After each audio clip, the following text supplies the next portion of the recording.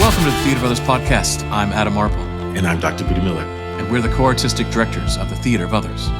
Our goal for this podcast is to build an international community of artists drawn together by a shared curiosity in what role theater has to play in confronting global crisis and creating new, thriving communities.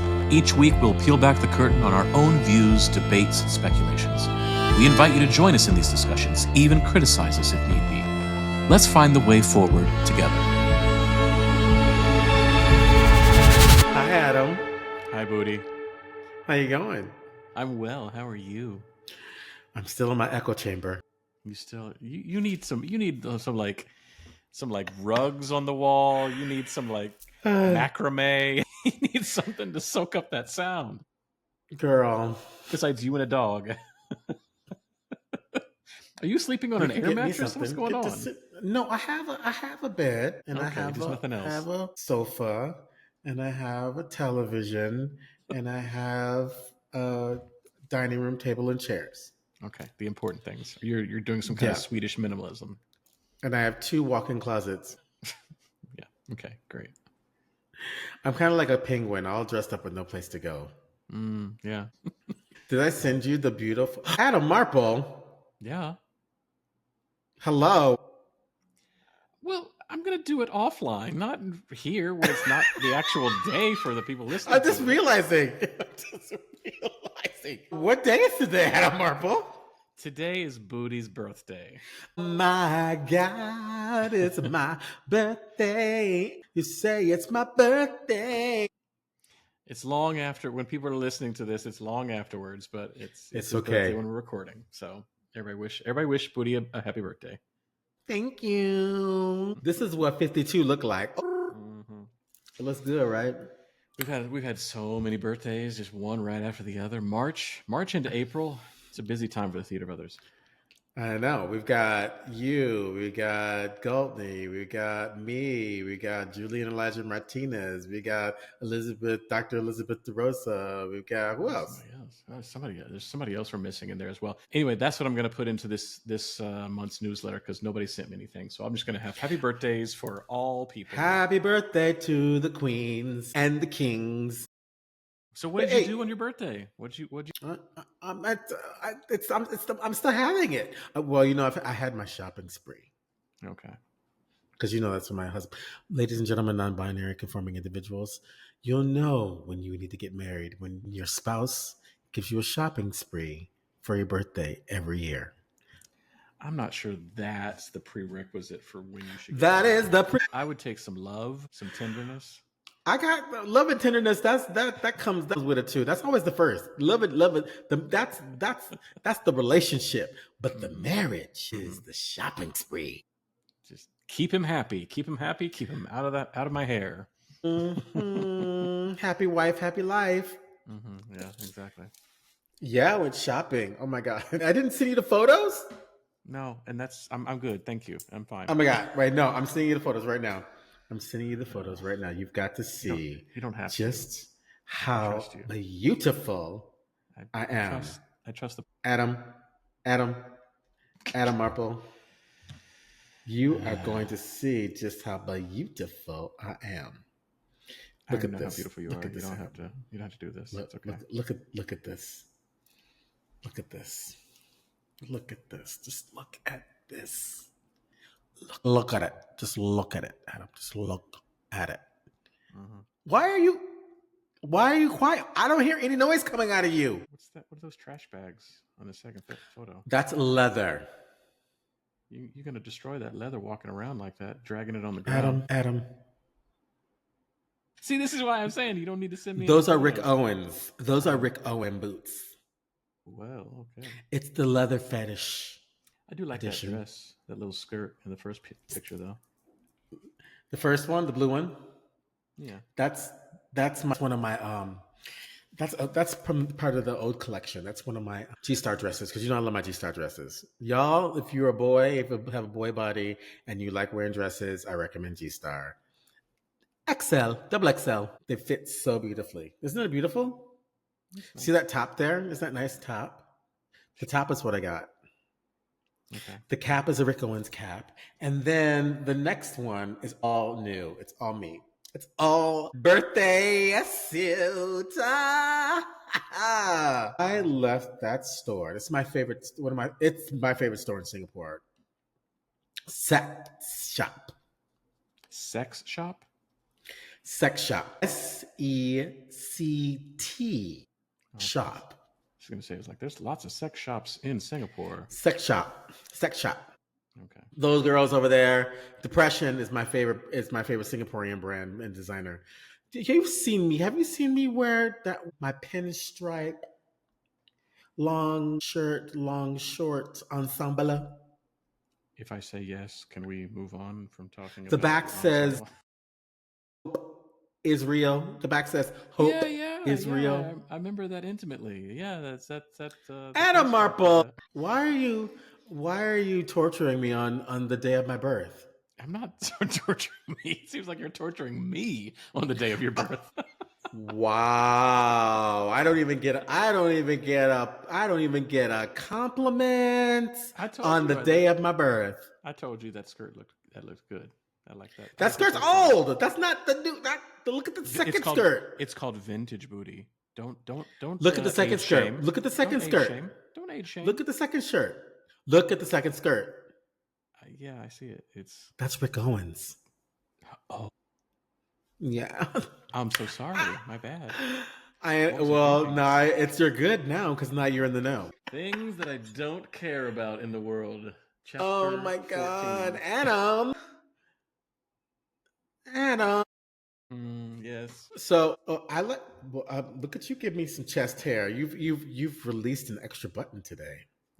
Well, let me correct that matter. Bring it back. No, no, no. Give me some flesh. No, no, no. You just want to get one titty. Oh, you can't give it all Yeah. away. You can't give it all. Just Can't give me give it all one. away. Just give it. Just y'all. You see, this is why y'all have to watch the video. No. You got to go to the YouTube There's no need. and see Adam give one titty away. There's no need. Just for your birthday. Just for a birthday. Thank you so much. See, give this the gifts that keep on giving There you go. Yep. because it's all about style, darling. Mm-hmm. Style, Mm-hmm. Yeah. aesthetics, and Mm-hmm. style. Mm-hmm. Okay. Yes. Mm-hmm. Indeed. Isn't it, Adam Marple? Yeah, apparently. Isn't there a great way about understanding aesthetic and style? Yes, you can absolutely understand it. Yes. Did I just give you a low hanging fruit, or are you just gonna play with it? No, I appreciate it. We can move into the things we want to talk about instead of Rick I Owens got I hooked. shirts. You I did. totally hooked appreciate you it. up. And I appreciate everything about you. What are we talking about, Adam Marple? It is our second book of our book club. We are in Bharata's Natyasastra. We're so happy to finally be talking about this book. We are We here. like this book so much we talked about this book in our last book club. That's how much we talked. We talked more about this book than we did the last book. This is very true. This is Yeah. very true. And you've got lots of notes. Well, you know what? I'm going to call out Apple Books right here and right now. Not being able to save the highlight sections and the notes and export them, it's made me very, very mad. I have lots of highlights and 428 pages I got to scroll through to find my highlights. So I just don't understand. Can you? You know what? I'm looking at mine in what is this? This is what's it called? Preview. I don't know what you're doing differently because I'm on my I'm in phone, I'm on my preview, and I've got all iPad, my I'm notes on my right books. here. There is. I'll show Girl. you. I'll show you what I do. So that little button at the top that you talked about. This is what happens when I press it. It just does that. There's nothing I can press for bookmarks, notes, anything. It's the same thing Girl. in my iPhone. It's the same thing on my computer. So I just will scroll through and say maybe this one, maybe not this one. Okay. Well, what you think of this book? Yeah, it's a keeper. I think we should keep this around. I think this is. I actually think that this is a book that everyone needs to read. Well, everyone in the theater, yes, Everyone in the theater needs to read this book. I think so. I think so. I don't know why it's not known. Maybe I can understand why it's not read. You know why it's not. You know why it's not known in the Western world. It's not known in the Western world. It's not known in the Western world. Yes, absolutely. But what I mean is, like, it still boggles my mind. I'm in this conservatory, and they got no idea about any kind of theater that's happening outside of America. Maybe in the UK. And it just boggles my mind that it's like, even this from our undergrad days. There's no time spent on anything that's not naturalism, realism, from the UK or the US, as if that's the only kind of theater that exists in the world. And it bothers me that there's not any time spent. And there's no, here in the conservatory, there is no theater history class. So that's where you would possibly get it if you were going to get it. And it's not there. And it really kind of bothers me that there's not a sense of that, because this book is beautiful and absolutely could be used by somebody who does not do Indian drama. Like the things that Yeah, they're talking about 100%. in here, the things that they're discussing, and the origin stories, and the way of being, it has. I mean, it really has changed a lot of my thinking of things. It's opened up some things, and I've shared it with the students, and they're super excited about it. And of course, now they want to go and investigate what that means. It's like, yeah, but it's not another thing. It's just a different way of doing it, but it's not another thing. It's the same thing. Hmm. And so, yeah, So it what should does be it read open and up for read. you? What does it open up for you? Well, okay, so I've long talked about. I've had this quote in my head for a long, long, long time, and it was, theater's supposed to do three things. It's supposed to entertain the drunk. It's supposed to tell us why we're here, and it's supposed to tell us how to get along. And it's always been attributed to this, the Natyasastra. And so I was like, okay, great. I can't wait to find that quote in the book. The quote does not exist, but the premise, the quote does not exist. Another quote that does not exist. Quote does not exist, exactly. But the premise is still there. The premise is still there. Like, it is it is a treatise. It is a fifth Veda, and it is basically What's a as Veda? if, well, you should tell us what a Veda is actually. What does it actually mean? Well, the Vedas are the spiritual books that the priests wrote down the whole concepts of Hinduism. Yeah. And the author, although there's no idea if this is a author, many authors, when was it written, is it written over time by many people, many hands? But the idea is that this author received a fifth Veda from Vishnu, and supplemented by Lord Shiva as well. And so that all of this is from the gods themselves, and is told as a Particularly story. for Indra. It's an ode to Indra. And to the festival, exactly. And that this is a story being told to other artists to then go and say, because so they're always asking, well, what should we do if this happens? What should we do if this happens? How do we set the space up? Well, what kind of audience do we need? What do the actors need to be? So it is really kind of like a how to guide, but as if given from the gods down to below. So it does answer the question what theater should do, which is it should entertain the drunk. It should have spectacle. It should tell us why we're here. It should connect us to the cosmos, and it should tell us how to get along. It should be about us human beings doing human things. So it doesn't directly say that quote, but it talks about that for many, many pages, and I really enjoyed finally getting a chance to. And so how has that changed you?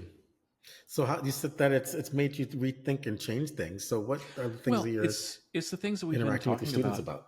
It's the things that we've been talking about, and led also to the us creating the series that we have, self actualization, of like, what do you need to do to create the circumstances for the best possible play to happen, for the best actor version of yourself to be there, for the best audience version of yourself to be there. What are the things that are overlooked? Not just training, absolutely, yes, we talk about training for 5 years, but also who you are as a person. Like, coming in as an audience member, what do I need? What kind of audience member do I need to be? How do we prepare the space, the training that is involved, but also the prayer, the ritual, the care of space.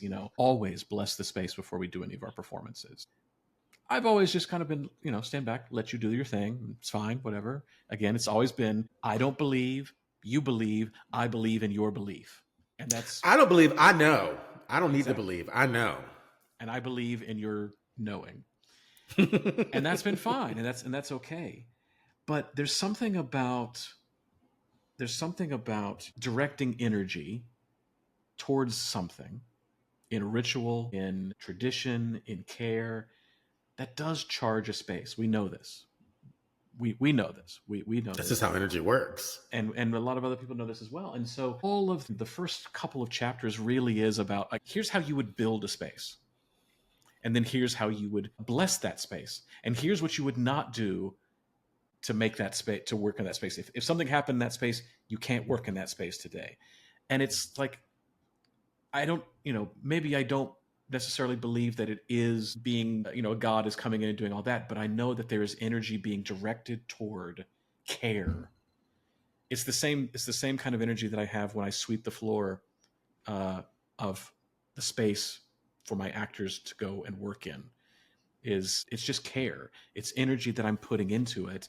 That's the same energy as this as well. It's like you have to bless the space. You have to take care of this. You have to clean. You have to be properly, you yourself, the priest or the director, you have to be properly ready to do that. You have to have eaten, and you have to have slept, and you have to have done all the things to be able to do that. Otherwise, don't do it. You will make it non-successful. And that's just, it's the thing of I've been talking about with my directors and talking about in my devising class, of being that satellite dish, of being the first test audience to your actors, the first response back to, and being in that place where you're open and receptive and spacious. And this is the word that I've been using a lot recently, and I'm working on this a lot, is spacious, able to take in and then also give back. And so that's, I've been thinking about this a lot. That's since I've been reading this, is those kind of things of how to, when we come into a space where we've never been before, how to bless it, how to Mm. take care of it, how to bring that energy in, how to be a priest, Mm. how to treat myself as a priest, how have the actors treat themselves as a priest, and have everyone treat this space as a temple. Yeah. I think what's so fantastic about this book is, as a whole, it's like if we were to just give it a reference from a Western understanding and narrative, it's like having Shakespeare's complete works, the lexicon, and the Bible in Mm, one place. yeah. And it's clearly broken up by its chapters so that you can actually keep it in your back pocket to reference it. So it's a fantastic reference book.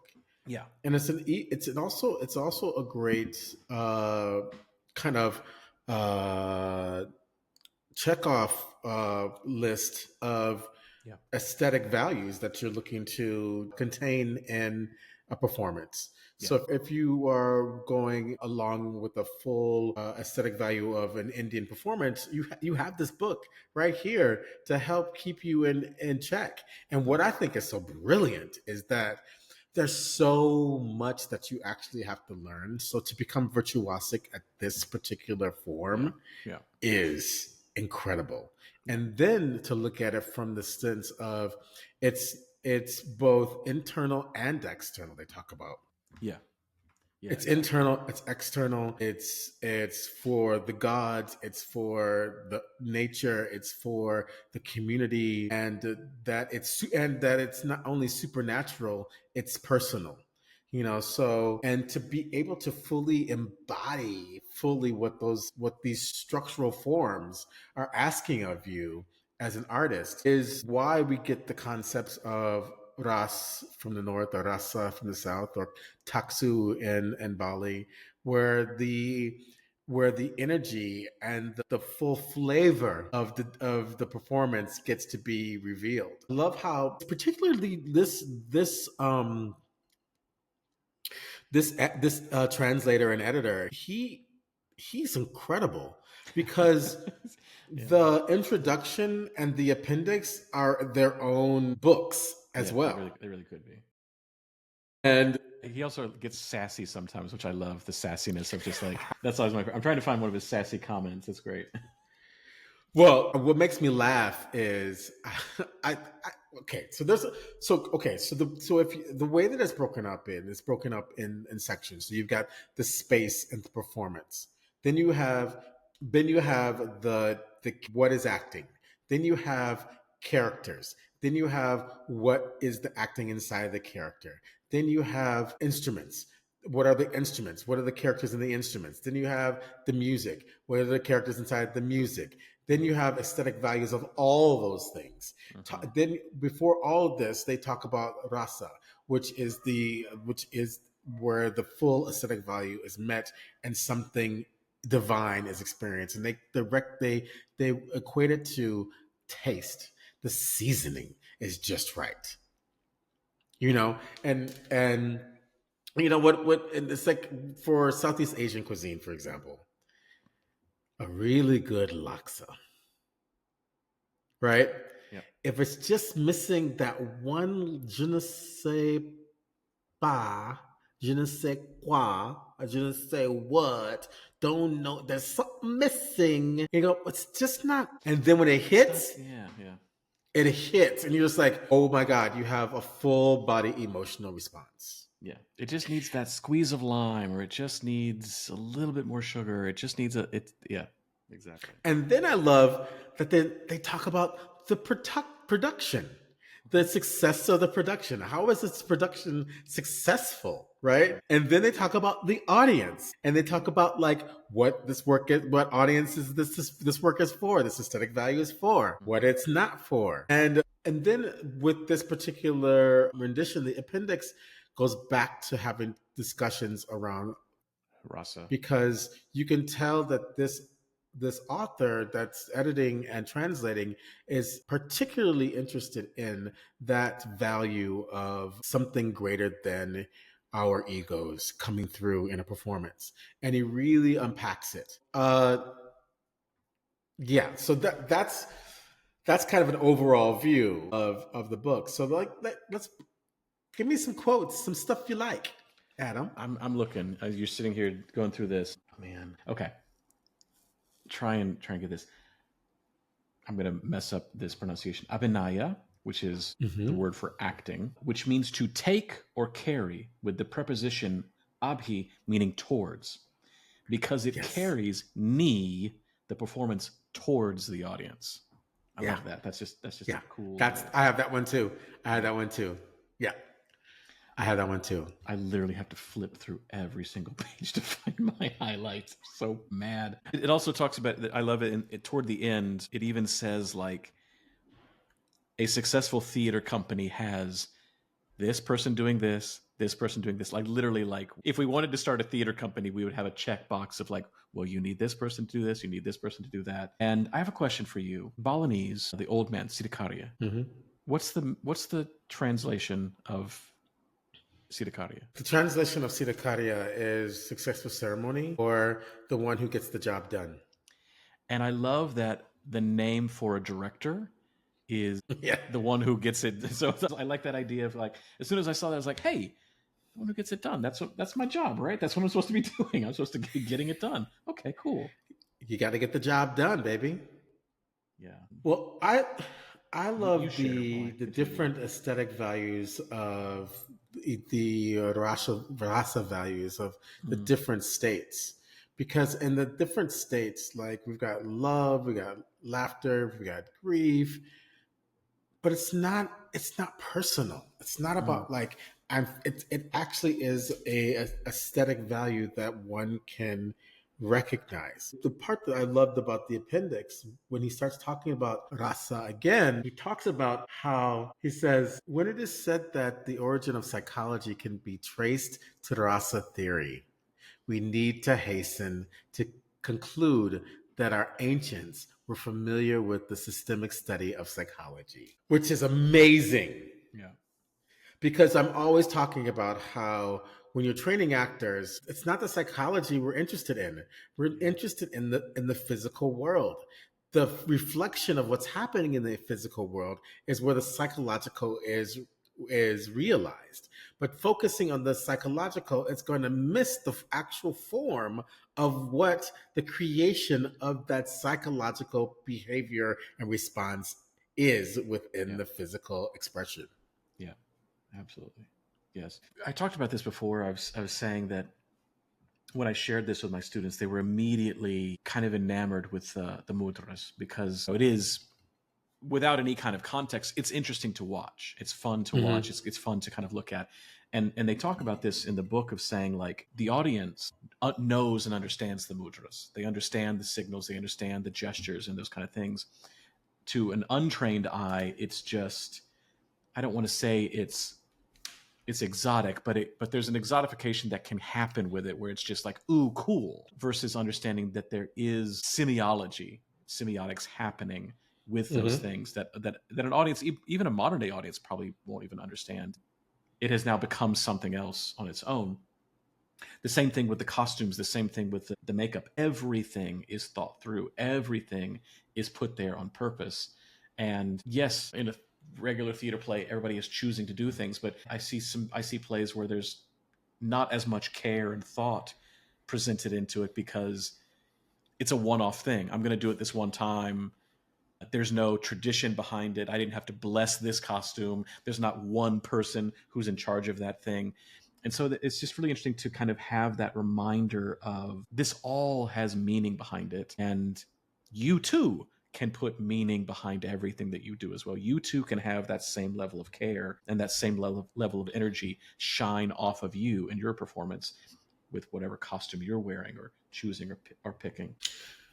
Well, it falls into one of the things that I in my research discovered, and those because okay, so for you researchers out there, there is a challenge for us practice as research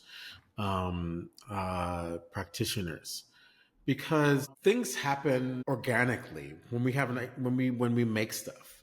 Mm-hmm. Um, and there is a form of research called mixed methods research, which is really important for us as practice as research. There's a good book called The Designing and Conducting Mixed Methods Research, and it's really, really good because what happens is oftentimes we're always asked like, what's your methodology, why are you doing this, what are you looking for your outcomes, and it's like, I don't know. I actually don't know at all I as an artist, all I know to do is how to make art. Mm-hmm. And then after I'm in the making of it, then I go, oh, those are the actual methods that I was using.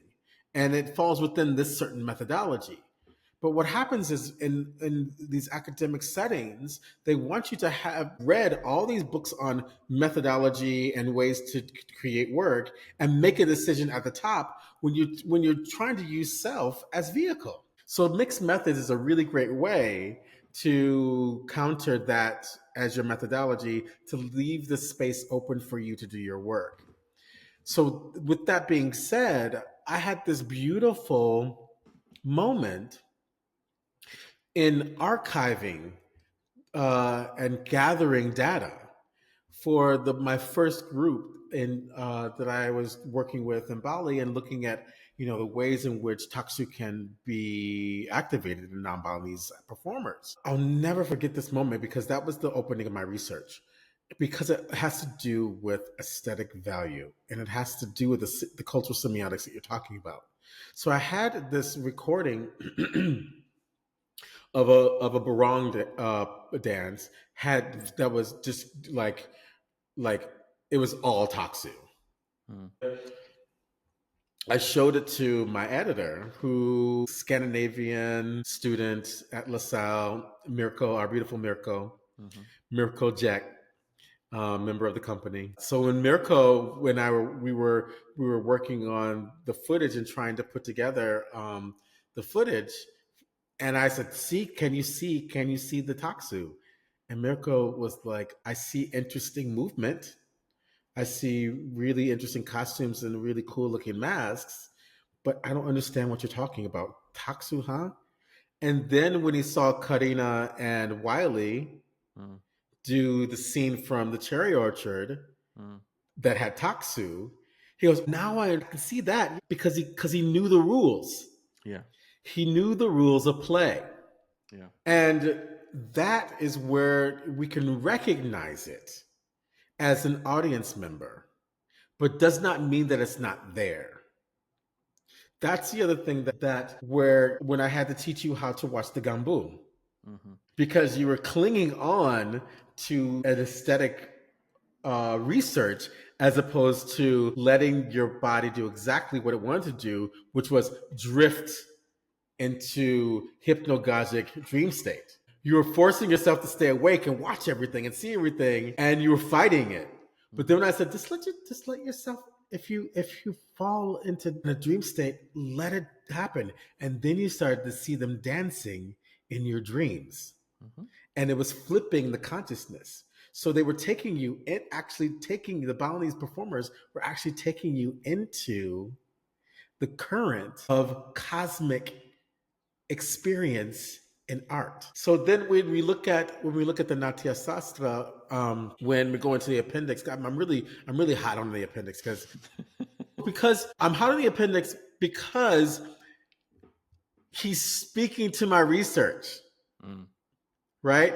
Like Natyasatra, for all of its value, I really just was like just eating it up because I was like, oh yeah, that's really cool. That's a really great way to kind of structure as a writer, for example. All the different like character like breakdowns that they have, like great like provocation for you to create characters from their Absolutely. character breakdowns alone. Absolutely. Go Just with the character breakdowns, go against the character breakdowns, but the specificity of it is just it's invaluable. Same thing yeah. for musicians. The Yeah. specificity of it is invaluable. So you have this text, you have this structure that you can play with or work against. But within the appendix, he says the protagonists of the Rasa theory clearly say that the cultured, sympathetic, spectators becoming one with the characters is Rasa. In contrast,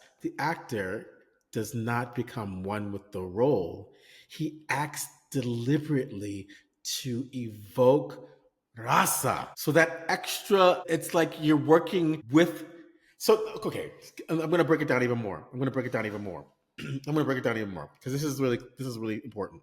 Pat Dibia, our teacher and colleague, and my father. Pat Dibia talks about how you can't search for taksu, generate taksu. You can't make taksu. You can't make rasa. You have to invite it. You have to invite it in the room. And the way you invite it is through the connection between the performer and the audience. Just like in this aesthetic value, where we're talking about an actor is extending the story to the audience. And through the extension of the story to the audience, then we get that sympathetic response, which is the revelation of rasa, taksu, elan, hana, Ashe, the zone, the it factor, duende. Mm. And that way of working does not fulfill the capitalist model of theater, No. God which no. is the frustration that you were talking about before of why don't we use these texts as part of the canon for which we use in making theater? Because if you apply this to your Shakespeare, you will actually get closer to what the play is about. Yeah. I think the other thing, but see now, okay, so these are all the pluses. There's a couple minuses. I mean, Get into them. I mean, So we remember how ancient this text is. yeah, So yeah, just to begin with, the discussion around male and female yeah, for sure. and the roles of males and females. The gender is strong in this book. Yes. The gender is strong in this book, which is another one of those things that I, say work against it. It's specific, now work against it. And I think the other thing that's interesting is it talks about, and I say interesting because when we look at the exchange of power, for example, they keep saying that like if it's a weak character, it's got to be a woman. If it's a weak character, it's got to be a woman.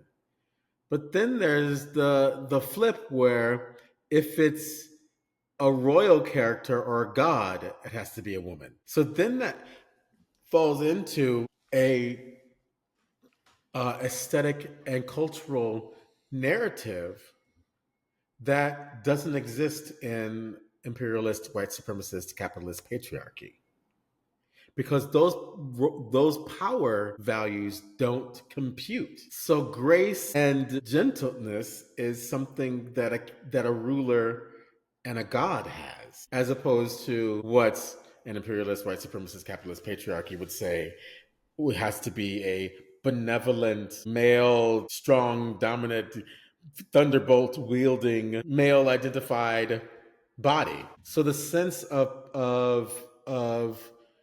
representation and power is different. So then it starts to mess up. So then it starts to. So this is why I'm saying to approach it from a lens of a Western value system diminishes what you can get out of the conversation. So don't let it. I'm not a woman. I'm not.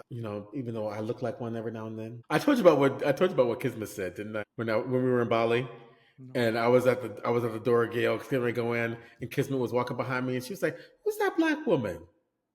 Oh, that's Budi. Although I may be a woman every now and then, I'm not a woman. So understand that I'm I'm making the statement as a male identifying body. I don't know what it is. I don't know what it feels like to read this kind of material as a woman because this is something that is constantly being published in every culture. So Yeah. take what I say from the perspective of I'm a gay black boy that got something to say. But I think it can help to just soften the narrative around the gender power game to look and see what you can gain from the Yeah. specificity and detail that is articulated in this that you can play with. Yes, there are some, by our standards, as is always the case with classic texts, some very dated language and thought. The whole section about people who look like donkeys should do this, and people who Wait, look like or dogs the should do this. dwarfs, the The dwarf, dwarfs, yes, there's yeah, mention of dwarfism a lot in this. and Again, women with hairy legs and strong yeah, backs are yeah, goats. yeah, exactly. Big There's teeth, like that's like, come on, it's a nice laugh. Yeah, there's some sections that I'm just like, all right, well, this is not They're an something I'm gonna be. elephant, they're a Yeah, goat, they're a pig, they're a dog. But see, once again, you've got Animal Farm right there. I mean, again, like you said before, like using the prompts as character study, using Yeah, the prompts as for improv or like yeah. mask work or things like that.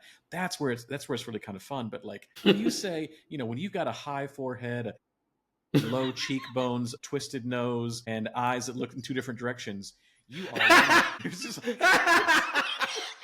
I mean, sometimes it feels like the author was Oh. getting real personal with some people. He was thinking of somebody real specific when he was saying that. He was. Every single one of them. Every single one of Yeah, them. yeah. Every single one of I them. mean, because we're not talking like a couple of animals. We're talking like several pages, probably about 10 to 15 Yeah. pages of just animals A and people's long list, descriptions. y'all. It's great. It's fantastic. A long list. It's fantastic. It's really fantastic. Yeah. I think the other thing that's really interesting is, and this was something that I was challenged by because I know I have a very particular, it took me I had to decolonize my brain because I had the international phonetic alphabet so deeply embedded in my psyche because Hmm. from teaching it and really finding its value and to go into the Sanskrit rules Hmm. Pronunciation. of pronunciation and having them use words that don't work with the international phonetic alphabet, but I really appreciated the way in which that it pulls it up in that way. Hmm. And I just went down the rabbit hole of it because cause it was just, it was fun and fantastic just looking at it in that way. And so I just started doing all the research I could to find about like looking at like because they were using words like sibilants, and Mm, so they're basically talking about a fricative, right? It's like, are you talking about a fricative? Well, I know it is a fricative, or it's or like labio, but labio is like labiodonto in their sounds. You know what I mean? So I'm hearing like terminology that like goes against the exact way that I learned it, mm, and it's I love being shooken up like that. yeah. Because it Um, makes you yeah, because it makes you appreciate either what you already know and you can kind of double down and go, oh, I like that, I believe in what I believe even more, or again it shakes the foundations and he goes, well, I don't know, maybe this is another way. Throughout the entire book, I mean, this is a 4-year curriculum. Like this is how Oh, we at least, I mean, at exactly. least, But I it's mean, a like life work. It's a life we've body of the lifetime. but what I mean is like we've talked about like our ideal university if we were to run one, like what our program would be, and like, oh, here it is. Like you have Yeah, the whole section on the voice, you have the whole section on the body, you have the whole section yeah. on acting, you have the whole section on a company, you have the whole section on making, you have the whole section on playwriting. It's all there. I found this quote. I finally found it. I've been sitting here flipping back and forth for it. This is also in the appendix as well. I'm going to apologize for messing this word up, but drama is drisya kavya, visible poetry. It Hmm. would be wrong, in the opinion of Bharata, to consider the visible aspect of the visible aspect and the poetic aspect separately. When we refer Hmm. to salt water of the sea, we do not think Hmm. separately of the salt and the water, but think of salt water as an entity in itself. And Hmm. yet, we perceive in it the quality of the salt as well as the quality of the water. The concept of Dircet Kavya is similar. The visible and the poetic exist in it as inseparable combination. So, as in a chemical compound, the Dircea Kavya has its own flavor, distinct from the separate flavors of the Dircea and the Kavya. This must be borne in mind when we study the two aspects separately. And I literally came I into highlighted that viewpoints. same section. I I came highlighted the in. same section. I came into viewpoints the next day, and like it changed. It changed a whole way of what I have been teaching in the viewpoints, but of chance and choice. Of like it's not one or the other. They exist at the Mm. same time. It's salt water. You understand salt exists. You understand water exists. Hmm. Salt water is the thing. You understand chance exists. You understand choice exists. Chance choice is what viewpoints is the Okay, entire time. so I'm going to jump onto that one where he talks about the definition of rasa. He Yeah. says rasa is the cumulative result of, okay, here I go with my pronunciations. Vibhava, stimulus, anvibhava, which is involuntary reaction, and via bhakchari bhava, which is voluntary reaction. For example, just as when various condiments and sauces and herbs and other materials are mixed, a taste different from the individual tastes of the components is felt. Or when the mixing of materials, like molasses, with other materials produces 6 kinds of tastes. So, also along with the different bhava, the emotions, the stavya bhava becomes a taste, rasa, flavor, feeling. Salyabhava, also spelled as is a fundamental concept in an Indian classical performing arts. Okay, particularly in dance and drama, it refers to the dominant or pertinent psychological state that forms the basis of aesthetic experience. So it's talk. So then when we start to go into the dharma and which is characteristics, there are 2 kinds: the lokarmi, and the nati dharma. Okay, so the dharmi are the context of the Indian classical performance arts, refers to the characteristics or modes of representation in theatrical and dance performances that are the main 2 types of dharma. So the lakadharmi are the realistic modes of dramatic representation, and the Natya Dharmi are the conventional or stylized modes of dramatic representation. So you're moving, so it's not just one way of working, you're working with naturalism and stylized, which is Mm. making the rasa. And that's where I think Western training falls flat because there's this constant either or. Yeah. Yeah. Yeah. And it also connects to the way that we approach Shakespeare. We love the structure and form of what the language and the details is, but we also need the human being responses to the worlds that come together in the middle. In the old days, they were like, there was the British way and there was the American way. And the British Right. way was right in the meter and the verse, and the American way was follow your feelings, follow your gut. But I'm about bring them both together because they support each other. And here we are in this ancient text that's saying, yeah, that's what you're supposed to do. This ancient text that's non-Western, Indian, to be exact. Right. And so the challenge around being able to integrate that is because the lens through which Western schools are working, they're looking through a colonial lens. So they're not even allowing the text to have the dominance that it has in the aesthetic value of making art and making theater. It's actually stronger than any other text that I've worked with that's from the West that's dealing with theater. I mean, we did the poetics last month, right? And it was just this white guy talking about his opinions about what theater is. He That wasn't he even a did theater maker. that he didn't even see. Remember, these are That plays he didn't even from see. 100 years beforehand. Exactly. So yeah, I'm just trying to say, it's a good book, y'all. Okay, so do we have? Are we? We could be talking about this all day. Of course, I know. We could create a whole another Natyasastra just in this podcast. Well, we do have 5 years of Natyasastra going on, so yeah. So why don't we do we do a rating for these books? Did we do something different? It was like We did, yeah. We did this. We have this problem every single time we have one of these books. God, what was it? did I hang on? Let me see if I put You it must down. have. I hope you did. Every single time, Adam. No, I had the old ratings: content, contribution to the theater world overall, and favorite chapter. I want to do favorite chapter because I got a couple. I have. Ooh, we've already talked about the. Okay, so yes, you should read it. Yes. Full stop. Period. You should read it. Yeah. This is above anything else. You should read this. You should have this. It is. It's a manual. It's a work manual. You'll find something in it. There's sections that it may have nothing to do with you. The whole section on music, Yeah, you may not find anything in music, there. instruments. Yeah. Yeah.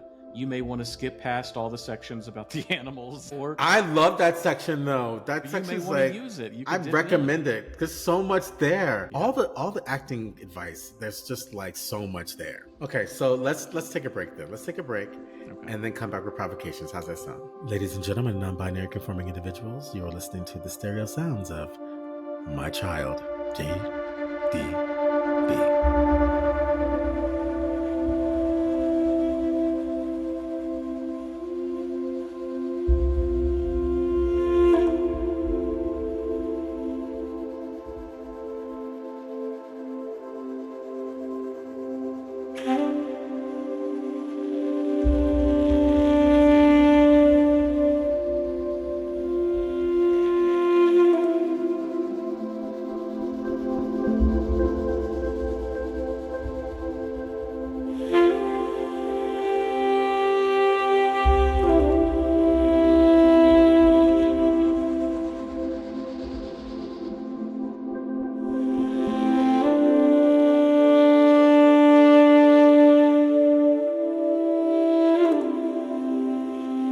And we're back. Wow, Jack. Jack must have read the Natyasastra, the section on the music. Seriously. Wow, how did you do that without appropriating? That's amazing. That's amazing, Jack. Yeah. I'm so proud of you. That's my daughter, y'all. So culturally aware Jack is. That's our child. That's our child. Okay, Adam Arpo. We're at provocations. Do you have a provocation? I mean, read this book. Read the book. I mean, I don't know what else. I enjoyed it. I mean, as you've heard us butchering some pronunciations and translations and things, it can be really daunting. You can get in there and there's a lot of Sanskrit words and it may start to turn you off. Just push through. Just do as Budi did when he got to the word that he couldn't just blah blah blah, and it's okay. Nobody's listening to you. Nobody minds. It's just think of it as a black girl name. Right, exactly. There you go. I'm not going to say that, but you can. just just get to the word and then move past it, because the definition is on the other side, or they'll come back around to it, or you'll see it enough to where you go, okay, I know what they're saying there. It's enough to where you can just take a chapter. Just, you don't have to, it is 428 pages. It's a big one. But Yeah. again, I I must say didn't that I was quite proud of myself. I got through this one. I just Woo! Got close. I skimmed through the music section. Well, that's the thing. That's what academic reading is, actually. Yeah. That's that, I you skimmed go, through you them. touch the things that you can read I skimmed through that the are relevant. mudras. I skimmed through the things that, like, oh, okay, this is okay. Oh, I know where they're going now. Oh, what they're going to talk. I want to know about the rasas. I want to know about the space. I want to know about the writing. I want to know about the. So there's a lot in here. There really is. It's not just a 4-year program. It's a lifelong program. But like, we could totally structure our school off of this book and 100%. be And well I think taken the other care of. thing, Adam, is that, it's Yeah. so if you're a musician, it's good for you. If you're a designer, it's good for you. If you're an actor, it's good for you. If you're a director, it's good for you. If you're a singer, it's good for you. Yeah. Right? So they cover all the performing arts. It's a performing arts school in a Yeah. book. Yeah. It really is. Totally. Yeah. So My provocation is, provocations. yeah, read it, but my provocation is to read this translation by Adya Yeah. Ragacharya. It's a good Adya translation. Ragacharya. Yeah, it's a really fantastic translation. When you get into translations, really hard because you can get someone that just is there's It feels no wooden. Yeah. cadence. It You know, feels, no, this feels alive. it's very alive. It's very And alive. Yeah, and it keeps the narrative, the story in it, that it is somebody who's, making theater, and then the students come and ask, well, how do you do this? And then it's still there. And then it gets technical because it's a treatise. But then the introduction and the appendices then I know. contextualize even I was more. like, okay, how many appendixes do we need? They're like Yeah. 9. Yeah, But it's they're amazing. great. I Actually, love them. it's the book that he wanted to write. Right? Yeah. That's what Yeah. appendices are. It's like I have so much fucking research, Yeah. and it's like, The okay, notes are you wanted the good. Natyasastra, but I have to Yeah. give you the appendix because this is what I really discovered. So it's Yeah. really important. Yeah. The notes are good. There's Mm. not too many footnotes. There's just enough to kind of clarify some things. That's when you can hear the sassy author kind of going like, I don't know why he's saying this, because he doesn't ever talk about this ever again. I love those things where he's just like, there clearly has to be more than one author on this book, because he said that this last chapter and he never talks about this ever again. I don't know what he's talking about. He's just real sassy. Yeah, It's and I great. also love that this book, he finished this book on his deathbed. Yeah. Yeah. Like the last chapters were the last bits of translation he was doing on his deathbed, y'all. Yeah. And you can feel the soul inside of this translation. So I highly recommend this one. This one is really, really, this is the 10 out of 10, y'all. It is. I agree. I agree. Yeah. If you're not going to read any other book that we recommend this year, which, Yeah. what's wrong with you? Yeah. Hello. And we haven't even read the other ones. Well, what's our I already next feel it. one? What's our next one? So our next one, still in the classic land, we are looking at Zeami's Fushikaden, which is a treatise on No theater, Japanese No Wow. theater. Wow. So this is going to be a good one. This is going to be a good one. Yeah, it is. It's gonna Yeah. be good, and we're just going deeper down the rabbit hole. I think Yeah. I think the order works quite well. I'm glad we Yeah. started with the poetics. To get it out of the way. Yeah, to get out of the way, and we got Eleanor Fuchs, and Yeah. so we're still in the living realm of theater. Adam Marple, how will we know that these people have done this? They're going to go to speakpipe.com/theater of others. Again, Mm. speakpipe.com/theater of others, theater with an R-E, theater of others, all one word. You can leave a Mm-hmm. 90-second voice message. Come on You air. better Talk do. about how you read the book. You were interested in these things. You want We to know need you more to about talk this. to us. Talk to us. Send us your questions. Send us your provocations. We miss having your voices out there. We know you're still listening. We know you're out there. Just not sending us anything, and it's getting very lonely and sad. Just me and Budi. They're so content. Don't be so content. Shake it up. It's so sad Like and lonely, and Taylor Swift, shake it up. it's in this big empty apartment with no furniture and nothing on the walls. We need her Girl, voice. shade. Shade.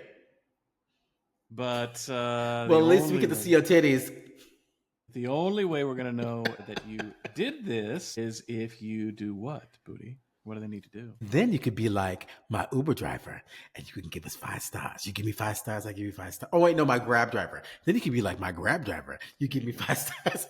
Well, Grab, they give you 5 stars. They give you there's a whole like menu of why is it a 5-star? I mean, it is full on. And that, you can do the same for us. You can leave us comments and you can say, oh my God, this is the reason why I gave them 5 stars because they're amazing. And then it goes into the algorithm. And we go from the top 5% podcasts in the world to the top 1% podcasts in the world. And you know, Adam Marple, you know who's coming. If we go number 1. I can't wait. Who's coming, Adam? Oh, Coleman Domingo. Oh, sorry. Yep, you're right. My Oprah. bad. Oprah's coming, y'all. Oprah Domingo. Yep. Oprah Domingo. Oprah Domingo. Oprah Domingo. Come on, Oprah Domingo. Come on, Oprah Domingo. Well, you know who's coming if Oprah Domingo comes. Beyonce Domingo. Beyonce Domingo. Exactly. Beyonce Domingo. You know who's coming if Beyonce Domingo comes. Michelle Domingo. Michelle Obama Domingo. Mm-hmm. Oh, she hyphenated her last name, did she? She hyphenates. Michelle Obama Domingo. Have you seen her podcast? I have not, no. She got a podcast. Everybody she got a podcast with her brother. But you know what? Not everybody's doing what we're doing, Adam Marple. That's true. Not everybody got it going on like we got it going on, Adam Marple. We're the only ones out there, it's true.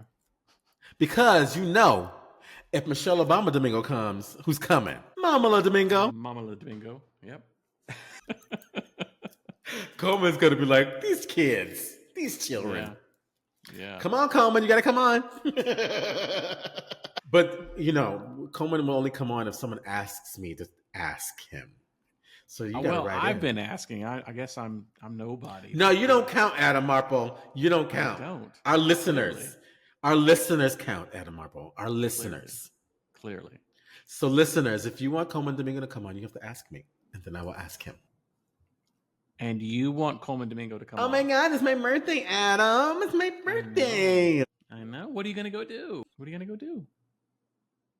My husband is making lunch. And then Sulai, get ready for this one, Adam. Sulai ordered 2 boxes of durian. Oh, Lord. Whew. Okay.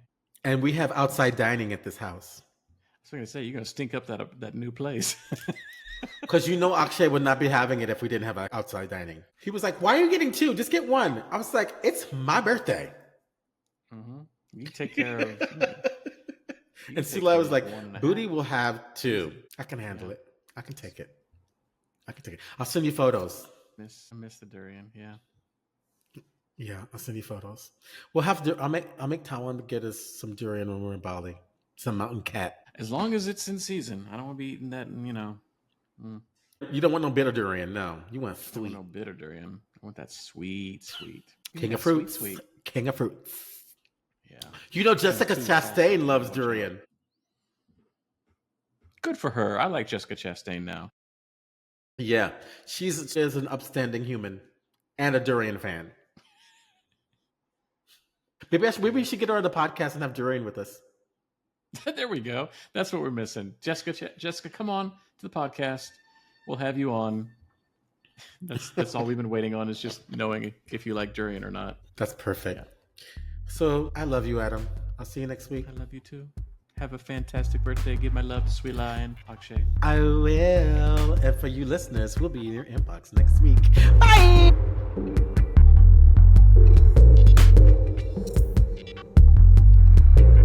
Thanks for joining us this week on the Theater Brothers podcast.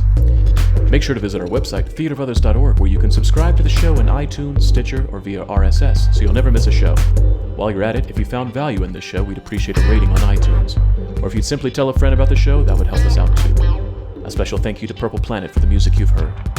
The Theater of Others creates a shared community of artists and audiences for the purposes of exploring the most profound issues of our lives and times. We believe the play watches the audience. The audience is necessary, and they are witness to what happens. And you get to be witness to us making that happen. The purpose of this podcast is to open up our process and let you in.